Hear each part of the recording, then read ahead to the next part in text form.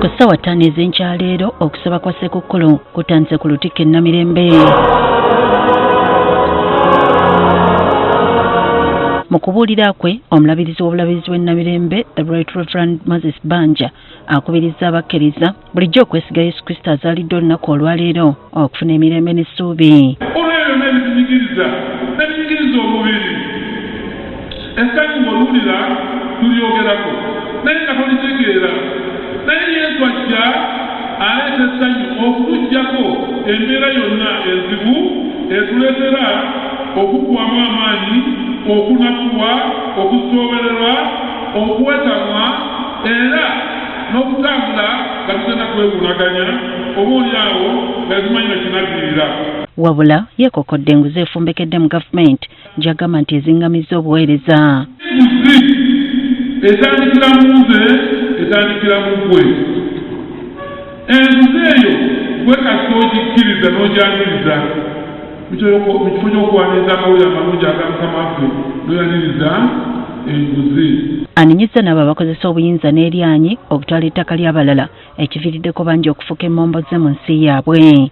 Ettaka ery'ekkanisa libbibwa, ettaka ly'obwakabaka bwa Buganda nayo libbibwa, abantu baligulamu ssebo. Ettaka ly'abakadde abantu abagula ettaka lye bali baddeko emyaka n'emyaka ne bajja ne basengulwa n'eryabwe ne litemebwa ne lyonoonebwa ne bakubibwa emiggo abamu ne basibibwa naye nga babalanga bwemage. Ebyo ebiri mu ggwanga lyaffe.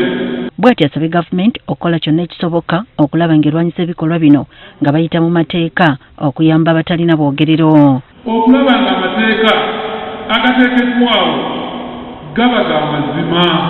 Katonda atuweere amateeka gaffe ganywezebwe. Wabula anenyezza abantu abeefunyiridde okusanyawo obutonde bw'ensi ekiviiriddeko okubumbulukuka kw'ettaka n'amataba entakera.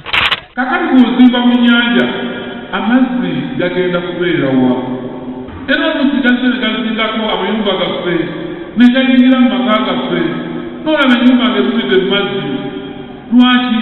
Kubanga twalumba ebifo Katonda bye yateekawo bye yatuwa okukuuma obulungi era n'okulabirira ate ffe tubikozesa mu ngeri eteri nnungi. Abakkiriza boogedde ku mazaalibwa ga Kristo. Kwe kwewaayo eri Mukama azaalidde olwaleero tutambule naye era twenenye ebibi byaffe tubeere abantu abalungi. Tulina okusonyiwagana, kirungi nnyo okusonyiwa weewaawo waliwo ebigaana n'ekikulu nnyo okusonyiwagana. Tetulina kubanga tukoolegana n'enguzi kyempuliddemu n'enjigamu nga nina okuba mwesimbu. Okusaba kuno kwetabiddwako Nnaabagereka Sylvia Najjinda, Ssaalongo Ssaabaganzi Emmanuel Ssekitoleko kojja wa Kabaka, omulamuzi Eva Luswata Kawuma, omukubiriza w'olukiiko lwa Buganda Oweekitiibwa Patrick Lwagga Mugombole n'abalala.